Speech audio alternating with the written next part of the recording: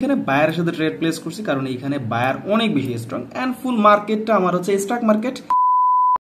কালকে আমি এই সেম পজিশনে বায়ারের সাথে ট্রেড প্লেস করছিলাম অথবা ডিফারেন্ট মার্কেটে, তবে পজিশনটা আসলে অলমোস্ট সেম।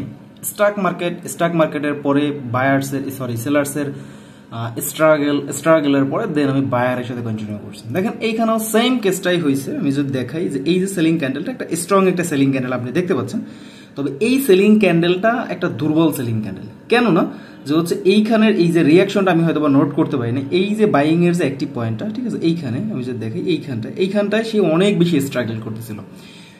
লাস্ট ফিনিশিং একদম লাস্ট সেকেন্ডে সে আইসে এটা একটা সেলিং ক্যান্ডেল তৈরি করছে, মানে স্ট্রং সেলিং ক্যান্ডেল তৈরি করছে, যার জন্য আমি এইখানে বায়ারের সাথে ট্রেড প্লেস করছি কারণ এইখানে বায়ার অনেক বেশি স্ট্রং এন্ড ফুল মার্কেটটা আমার হচ্ছে স্টক মার্কেট, যার জন্য আমি এখানে বায়ারের সাথে ট্রেড প্লেস করছি এন্ড আমার সেই ট্রেড প্রফিট।